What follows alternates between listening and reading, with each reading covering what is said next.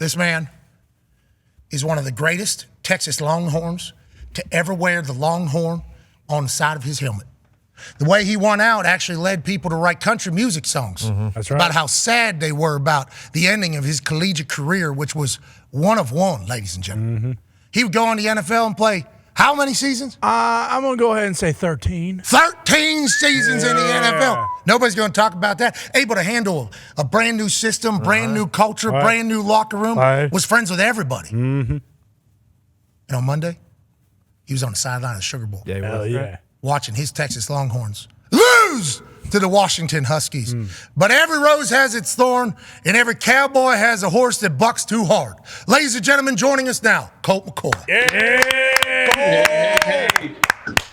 Hey, what up, guys? Hey, Colt, thanks for joining us. Hey, hold on real quick, man. Yes! There it is. All right, cool. We feel, hey, this was awesome. You should have seen the mad scramble before the show started. How many cowboy hats we got in here? We need to show proper respect to Colt McCoy. Colt, thank you for joining us, bud. We're big fans. Hey, man. Thanks for having me this morning. How you guys doing? Hey, we're great, man. Thank you for doing the Sugar Bowl on Monday, especially with Texas being in the game. Let's talk a little bit about that, because as I introduced you, I talked about how you at Texas, being a Longhorn legend forever, you are, and how the end of your run with Texas, Marty Smith actually wrote a country music song about the end of your career at Texas. I don't know if you know that, if you've heard it. He told us that was the case. Getting back in there now, and you're in the NFL for 13 years, so obviously your falls are pretty busy. Getting back around the Texas program here on Monday, is that normal? Have you done that? And what was the experience like getting back with the Longhorn folks? Dude, first of all, thanks for letting me do it. Thanks for asking. It was incredible. I think it's been so long since I've been in the college football atmosphere. Like being in the Sugar Bowl, I know it's a playoff game, but just the Texas fans, the vibe, the energy, the game, it was nothing short of incredible. Like I had goosebumps the whole game. And, you know, a lot of people have been giving me heat because they were like, you're supposed to be neutral. You're supposed to be calling this game. I'm like, no, I'm a Texas fan. Pat McAfee told me I'm calling this game like a Texas boy. And it was a phenomenal game. You know, we came up short, had our chances in the end, but just the overall just feel, energy, it was incredible. Did you Did you have any nostalgia, little glory days? Because we were at college same time, you know, so I got a chance to witness the Colt McCoy-led Texas Longhorns team in real time. Got a chance to meet you a couple times. You're a good dude. You handled it all very well. Had a lot of highs, obviously some lows. That's football. Did you do a little nostalgia, a little trip back? And how often do you get to do that? You know, I guess I didn't really know what it was going to be like going back to a game. Really, I'd only been to like one game in 14 years since I've been playing. So this was the first time to be like on a sideline. I mean, everywhere I went, people were calling my name. Cole Kublik thought they were saying his name, but it was like good self-awareness, Cole. Good self-awareness. So, I mean, it was great. The fans are amazing. The Texas fans are the best.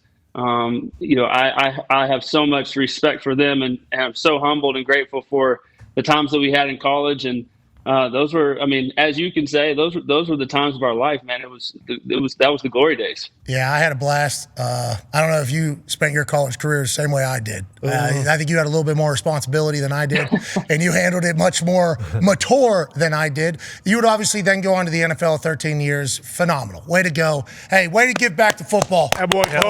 Way to give to football. Let's talk a little bit about the football. And the conversation we were just having was Jamar Chase being asked about his contract at his locker going into Week 18, which is just an absurd thing. But you played football from a generation before to generation now. How much change has there been in locker room, in kind of how the day-to-day is for the NFL for you? And do you plan on still playing in the NFL? Have you officially retired, or where are you with all of it? Yeah, man, great questions. I think the league has changed a bunch. You know, when we first came in, it was two-a-days, right? You know, your laundry's still wet from the washing machine afternoon when you're going out to practice, right? Those days have changed. And I think just the league has changed a little bit from X's and O's, from philosophies, you know, the speed of the game. You know, coming into the league, it was a lot of 21 and 12 personnel, kind of downhill football. Now it's spread them out. Lots have changed. but I still love the game. Like I love the NFL. I love the X's and O's. I love preparing, breaking teams down, matchups, all of that. Like that's really what I love about the NFL. And so I'm not saying no to play. Unfortunately, I had elbow surgery last January. I battled through it. I had a good training camp. Ended up getting released by the Cardinals, and I just wanted to make sure my elbow was better than what it was when I ended at the Cardinals. It just didn't feel great. Spending a lot of time on rehab. Like I've gotten some treatments all year long, and if the right opportunity comes up next year, I might jump on it. But I've really enjoyed my time with my family, my kids, experiencing a little free time, some business stuff. Like I'm in a really good place, and I would say I'm just very thankful and over the top grateful for getting to play 14 years in the NFL for sure. Okay, so door's still open, but would have to be the right opportunity, obviously, at this stage of it all. What did you get Tommy John? What happened to your elbow? No, Tommy John's over here on the inside. I tore the tendon on the top of my elbow. Like it when you're dealing with tendons, they just take forever to heal. You've messed with them a couple times. Like it's okay. Like I can throw a football. It's more can I do it 3, 4, 5 weeks in a row, practicing all week, playing in the games. Like that's where I don't know. I don't know the answer to that. And, managing that, feeling that out, I can say that it's feeling a lot better now that I've given it a lot of time off. But, if the right opportunity comes up, we'll see. Okay, I love to hear that. You were a backup quarterback for a lot of that. And obviously your last stint at the Arizona Cardinals, you were a backup quarterback. And you just talked about, I love the X's and O's. I love breaking down the game. That's a massive piece of the backup quarterback's job. Almost like giving jobs and, hey, we need you to figure this out. We need you to do this. Also, need to run against our defense. There's a lot of different titles. And a lot of people assume that backup quarterbacks would be great coaches if they were to get into that. Has that crossed your mind? Have you thought about being a coach? Because a lot of people say, Colt McCoy is going to be governor of Texas. And they automatically just put you right into the political world, which, hey, good luck. Hey, good luck, Colt. Good luck. I heard they hate people over there. It's tough. It is. I've been in there a couple times. They've dropped me in there a few times. We've got in there a few times. Oh, they're mean over there, Colt. It's a real deal. Now, I understand Oklahoma probably says some terrible things to you as well, but I'm just saying it's real. What is the future? Have you thought about coaching? Because it feels like you'd be the perfect guy in that whole thing. Yeah, man, that's a great question. My granddad was a coach. My dad was a coach. I haven't really thought a whole lot about it, but I can say is that the older I got in the NFL, the more I was, kind of in that backup role, the more I really enjoyed, each day, like going to practice, running the scout team, seeing the looks that our defense was going to show the opponent that week, being able to give some feedback to the defensive coordinator. Hey, I saw this easy. You should switch this up, blitz this out of a different front, all those types of things. Like I really dug deep into the scheme and philosophy of different coaches and systems. And I enjoyed that piece of it, right? I enjoy seeing matchups and formation things to get the look we want, and it happens in a game and we hit it. Like those are all like really, really fun things. Fulfillment. So that's fulfillment there, right? That feels like real fulfillment. Yeah. Yeah, I'm not gonna close the door on coaching. I'm not gonna close the door on anything, right? Whether politics, coaching, I don't know what the future holds. But for me, like you asked a question about football, I love the game, and so regardless if I get to play again next year, if I go into coaching, whatever, I want to stay involved in some capacity because it's been what I've done my whole life. You said your grandpa was a coach, your dad, your father was a coach, your father's father was a coach. That's done in Texas. Are we talking like fire that pigskin boy type, like always going to be quarterback? Is that life? Hey, I have 3 girls and 1 boy. And everybody always asks me, like, are you going to let your son play football? I'm like, man, listen. The lessons that football has taught me of discipline, of responsibility, of dedication, of teamwork, of leadership, I could go down the list over and over and over of what football has meant to me. And does that all outweigh the risk of getting hurt? Of course it does, right? If you sign up to play football, there's a 100% chance you're going to get hurt, right? We all know that, right? But I feel like I became the man that I am and the competitor that I am, and learned a lot of the lessons in my life through playing sport, right? It's the best thing ever. Hell yeah, Colt. Hell yeah, Colt. Hell yeah. Another thing you didn't add in there, is like working when you're tired.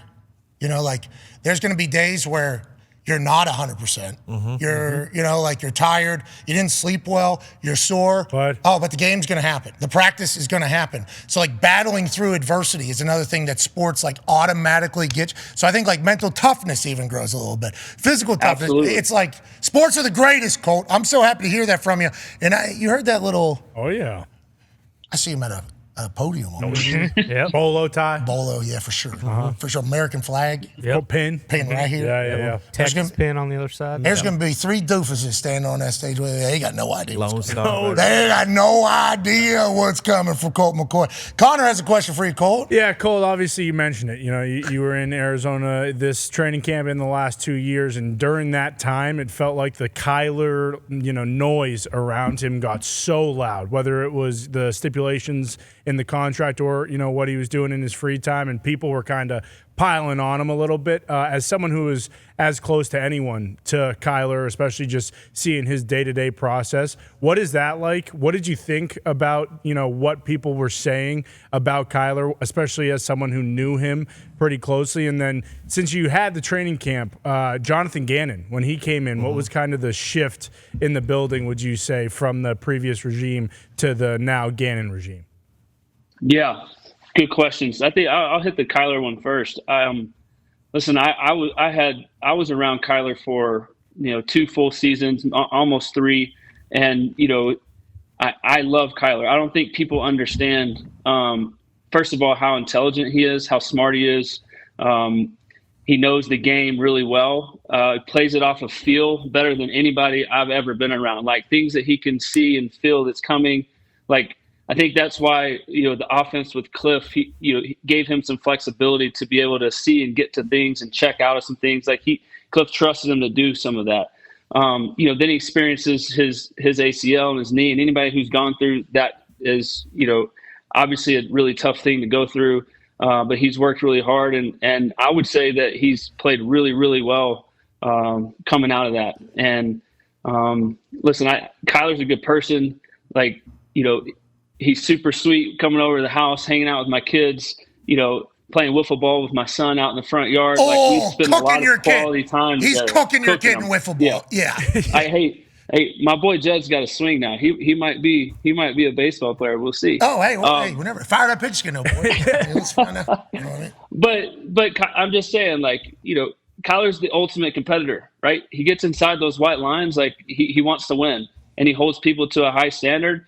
He holds himself to a high standard. A lot of times that comes off as like, kind of extreme, body language, those sort of things, but it all comes from a good place. And I mean, Kyler's one of the best athletes I've ever been around. I mean, he does things that, nobody that I've been around can do. He's fast, he's quick, he's shifty, and he puts the ball on the money. He's accurate. Yeah. And for me, playing quarterback, I don't care if you're 6'5" or if you're 5'10" like Kyler, like, putting the ball in the money is what the game's about. And he does that consistently.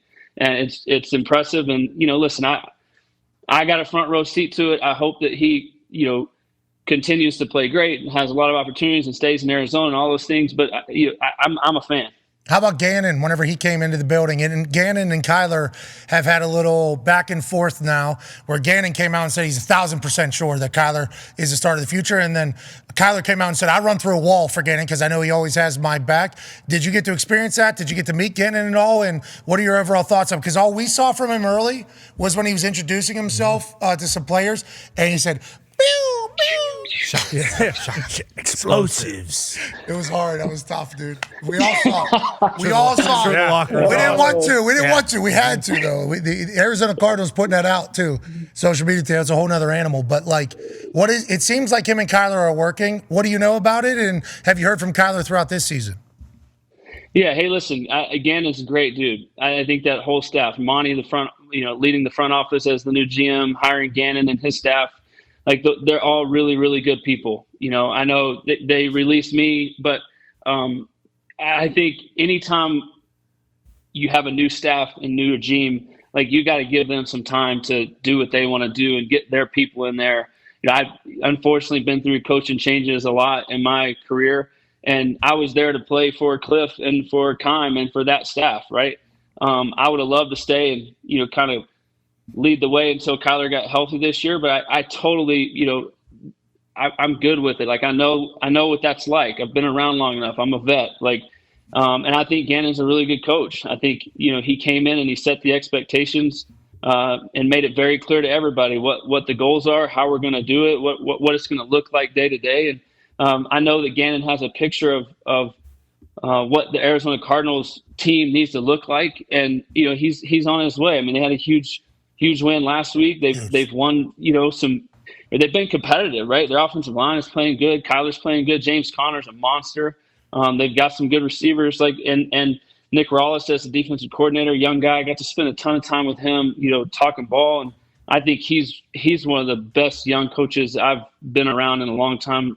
Brilliant, and so I mean I'm bullish on the Cardinals. I think they're a good staff, and I think they'll figure it out. And again, like I have no hard feelings. Like I love the game, and I know where they wanted to go. And my elbow was banged up, and I get it. But I'll always love the Cardinals. I love to hear the way you described that whole thing there, because there was probably a conversation where you're like, you guys are trying to find your guy. Like I could potentially be to help out your guy too. You know what I mean? Like there's a chance. But then you said, I get it though. Because that's what happens. Regime changes. There's a lot of, and people don't want to talk about it. It's certainly ego. They don't want to chat about it. But it's like, who's going to get the credit for this team? If it happens, that's just a matter of reality for the judgment of general managers. That's just how it goes. It's even still happening in Pittsburgh, kind of, all the way up until this point, about the beginning of the Tomlin era and everything else that's kind of taking place. That's how they're judged. So I see why they do it. But every once in a while, you think, like whenever the Colts changed GM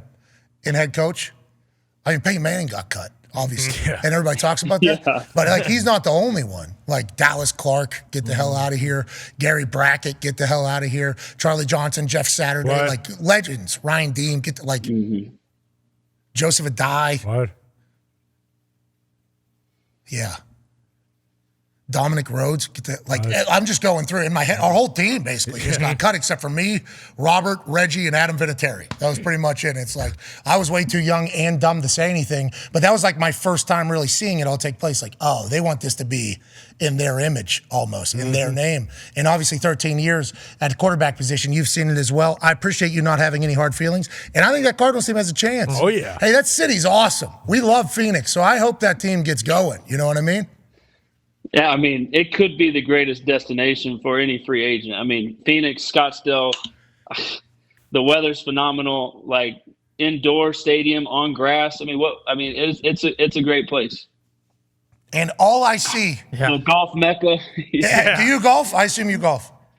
Yeah, I love to golf. Here we go. Got to put my Matthew Travis. Oh, okay. There it is. We go play some golf. Yeah, it's going to be tough to golf in a cowboy hat. But yeah, every person that ends up going to the Cardinals, all their social media turns into in the offseason is them golfing at 5-star golf clubs every single place. That's right. Going to have to figure it out at some point over there. I hope they do. Ty has a question for you, Colt. Colt, when you look at the landscape of college football right now and like where Texas is at, we know that their, kind of their boosters are one of the most powerful in the sport. We had Mac Brown on a couple years ago, and he basically said during you guys' run, like, hey, every time we won, we were relieved, and then if we lost, we were just devastated. So you almost didn't even get to enjoy it.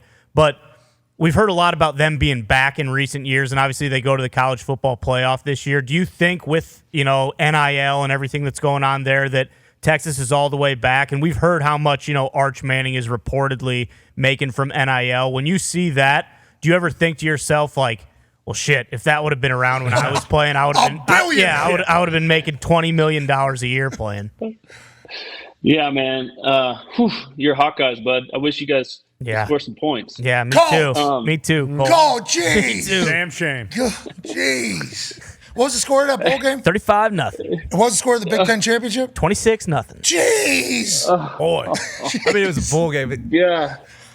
Guy could have been 5 wide on his way out. You look sweet in that cowboy hat. Playing with a third-string quarterback, guy's never going to take a snap. Whoa. Third-string quarterback. Whoa, I heard that's A-OK. You know what I mean? Well, typically it is, but not when you got Deacon Hill back. You can only do so much. You can only do so much. He said some things about Deacon Hill this year. I don't think Deacon Hill was ever going to have the confidence to maybe do anything on that particular field. Shut out the last 2 games. Yeah.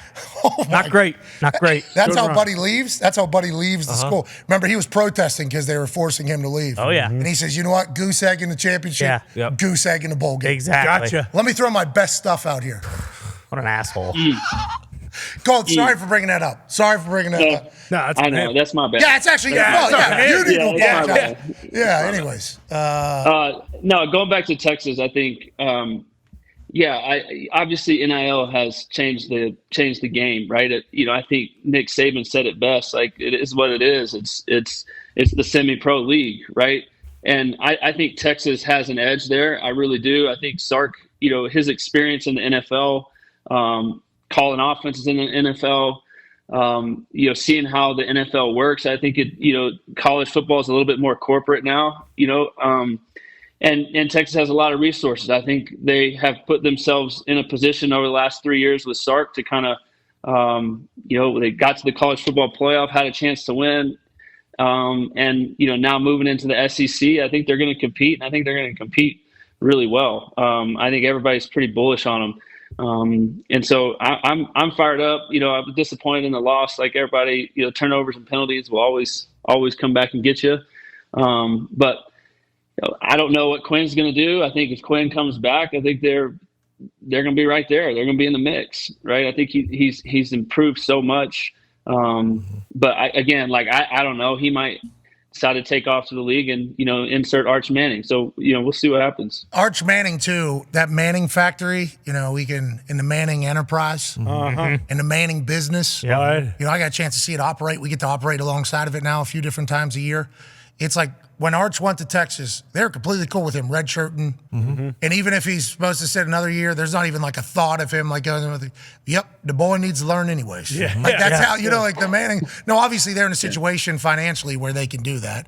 And Arch is going to get an opportunity with the NFL. No matter what. No matter what at some point. But I appreciate the fact that the Mannings are like, no, let the boy sit. Like that is what he needs to do. It seems like he's having a college life too. A little bit. Right? So he's almost living like a normal human being. I think if we go back in time though, like the question was phrased, you're a billionaire during your time in Texas if NIL happens. Legit. Just like maybe an oil company even gives you Seriously. like an entire Couple bridge. rigs. Yeah. Potentially like that. Is it right?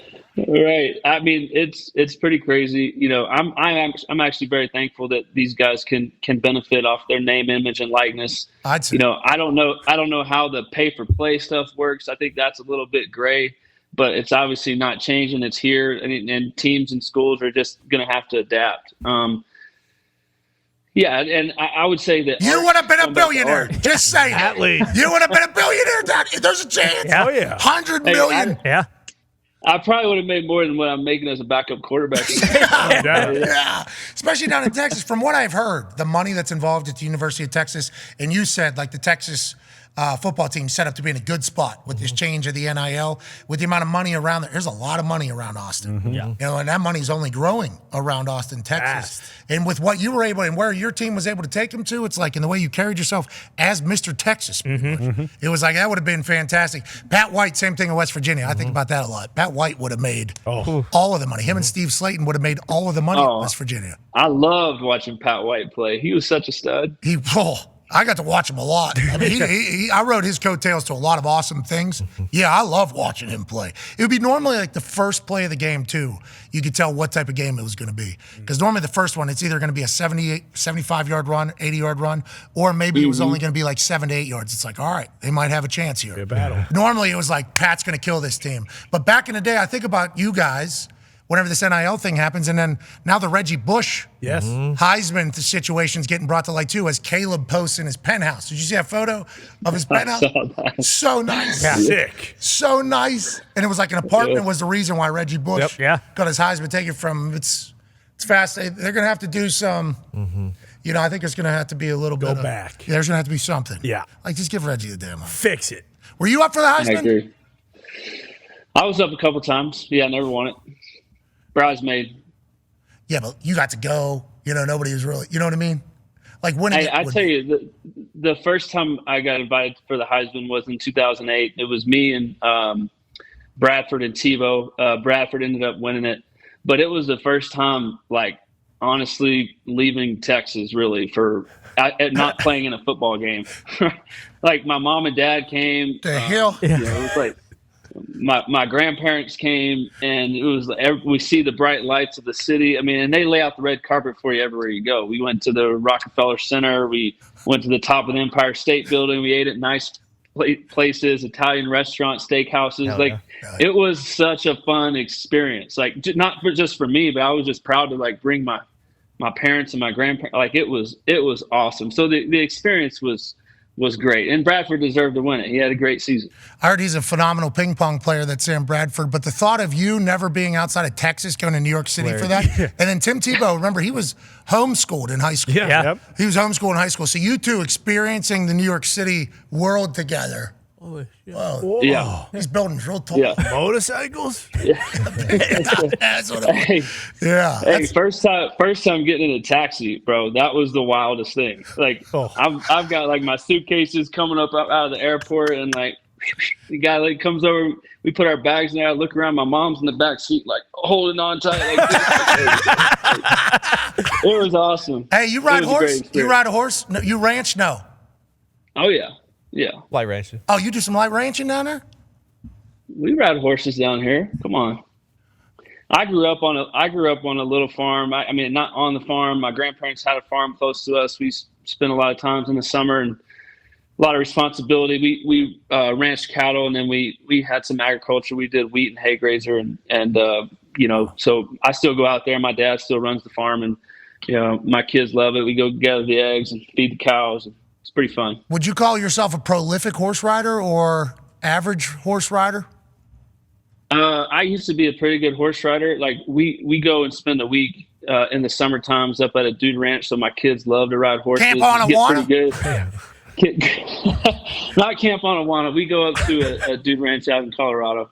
But when we go back to Texas, we'll get on some horses, ride around a little bit. I would say I'm more of like more average. Are you standing? I used to ride.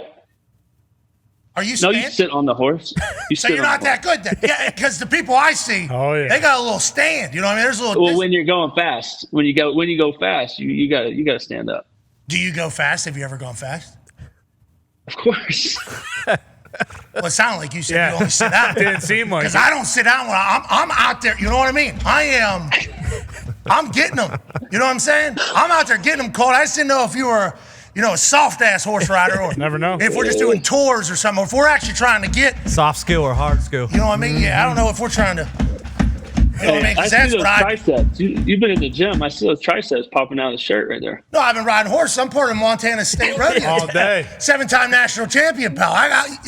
I'll wrestle that thing down there, too, if I have to. I didn't know you're doing actual light ranching out here. Jeez Louise. I rode steers growing up. So yes. my horse riding got a little bit better as I got older, but I rode steers growing up. Yeah, I know what you're talking about. Is that the bull? You're riding the bull? You're doing No, when it got to bull riding, I gave up. But when I was probably, I don't know, 8, 9, 10, 11, 12 riding steers, rodeos. Well, let me tell you what I do to steers, okay? Let me tell you what I do to steers. Go ahead and let them pop out, Colt. Let them pop out and look at me sideways. All right? Same. What? Get over here. You ain't leaving the ranch? You're done. Oh, no. Throttle. They're throttling me. I got it done. Late and done. Boom. And I had a nice and easy fall. Yep. I was told that particular, what is that? That's a steer there, right? There you go. Yeah. Thank you. That steer. Wait, aren't you supposed to be riding the horse, rope the steer, Get off. jump off, or ride the horse and then jump off the horse, grab by the horns, flip it over? No, well, we were just working on one part of it. I'd already mastered the horse and the that's throw right. thing. Yep. Yeah, There so you go. that was off That was camera. red zone day. That was off camera. I did say, like, I don't want to hurt. I won't hurt this thing. You know, it seems like you're gonna hurt it. And they go, oh, I'm sorry, tough guy from Pittsburgh. You're gonna hurt a couple 1,000-pound steer, huh? That's what you're gonna do? Oh, okay. Hey, steer, watch out! Watch out! a guy from Pittsburgh's here. Like that, I got like ridiculed and mocked heavily. And I'm like, well, I feel like I'm hurting it. They're like, yeah, okay. Bet you do. I'm sure you're going to hurt the like they were talking down to me. And I think the bull riders, little small guys, right? Isn't normally small guys? Yeah. Yep. Yeah, because the bull rider, they hopped on this little mechanical bull thing. Mm-hmm. They turned that on. H, I think it's hard. You know, it's like rabbit. Yeah. Oh yeah. Impossible. And this little guy was flying. I'm like, geez, you wild animals out there. That's Colt McCoy. Yeah. Cowboy Colt. How about it, Colt? Cowboy Colt McCoy. Tone has a question for you, Colt. Yeah, Colt, I want to ask you about Texas's potential #1 recruiting tool, and that's Matthew McConaughey. We saw him. He was on with you guys on the simulcast, and he didn't give a shit about anyone else on the simulcast. He just wanted to talk to you, and that was awesome to see. And then later in the game, It's true. It was true. Later in the We game, saw A.D. Mitchell scores a touchdown, and then you see McConaughey on the sideline like, hey, stick him here. And is he basically? Is he above the head coach in the players' eyes? For all sports. Yeah. Like, what is Matthew McConaughey to the University of Texas besides his actual job title, which I believe is Minister of Culture. Minister of Culture. There Yeah. it is. Not That's ad right. minister. Minister of no. Because he's not an admin. No. It's Minister of Culture. I said, okay, of course, preaching. So, absolutely. Yeah. No, I mean, listen, McConaughey is an ultimate celebrity, and he's a fantastic guy, like good friend. And people outside of the program may like kind of think it's kind of funny or whatever, but the dude seriously cares about the football team. He cares about all the sports. He loves the university. This is his way of trying to give back and be a supporter and, be friends with guys on the team and just be around. And I think, he cares. I talked to him after the game. We were walking through the tunnel and I was disappointed. Bummed out. And he was like deeply disappointed, like really cared, really bothered, really wanted to win that game. Like he's he's involved. And, he's one of the biggest names in the world. Like, and he's standing on the sidelines every week and able to, be friends with some of the guys and the coaches. And that's just, it's part of it. He's great. Have you He seen always does this. I was always told you need to go this way. That's he always Wolfpack. kind of goes like this. Well, yeah, he wants to punch you with it, make Yeah. it back in.